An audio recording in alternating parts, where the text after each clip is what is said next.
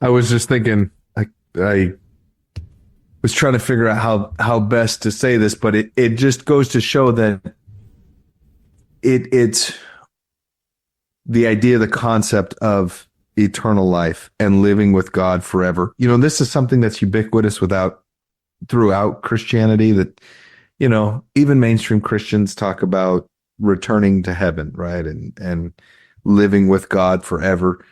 A lot of what we talk about when we talk about the eternal round, it's actually just a clarification or a more perfect, not that it's perfect, a more perfect understanding of eternity and of the eternal round, and how this kind of the cyclical nature of what God is doing in this whole wheat and tares environment, consistently looking for the elect, consistently looking for those who are ready to advance, essentially, or to progress and move forward towards him into exaltation. Like, that is the process, that is the way, and this eternal round goes on forever. Like, that's how we will live with God forever, in this continuous cycle of finding those, desperately reaching out to and seeking for those who are in a place of being ready to grow and to progress, and ourselves included, obviously, in that. And so, once again, just another example of the beauty of the restoration is taking truths that are taught all throughout the scriptures and that Christianity believes in today, but then being able to add definition to it and to add substance to it, and to make it so that it is plain and precious and a little bit easier to understand.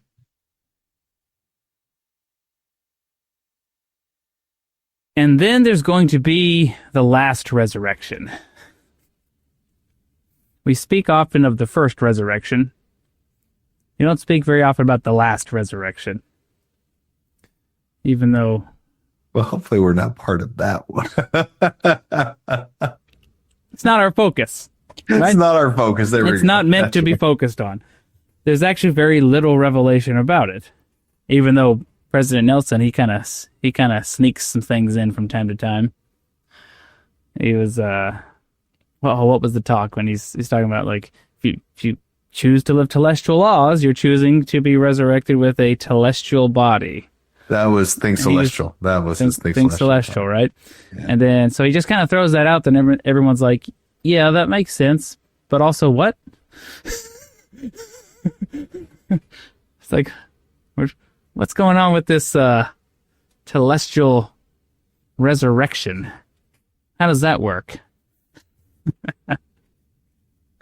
And then he goes, then he just says nothing. He's like, just go ponder on it, have fun. Yeah, he leaves it to guys like you and me to really confuse people then after we grab hold of that. But it is interesting. What did the section header say?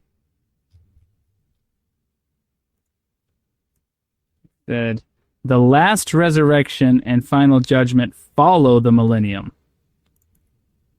Okay, so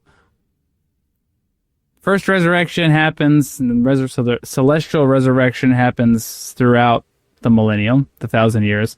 And then everything is reset, like there's heaven and earth pass away, and then there's a new heaven and a new earth. Okay, so figuratively you could say there's a new Adam and Eve, there's a new order of the priesthood, there's a new priesthood keys on the earth, new order of priesthood, new orders among men are being established on the earth, and then that constitutes the start of the last resurrection and the end of God's judgment, which makes sense, right? Because judgment and resurrection kind of go together. Thank you for watching. If you found this content spiritually enlightening, please like, comment, and subscribe. Like the gospel, these little things make all the difference, and it helps the algorithm push out better content for everyone to enjoy on YouTube.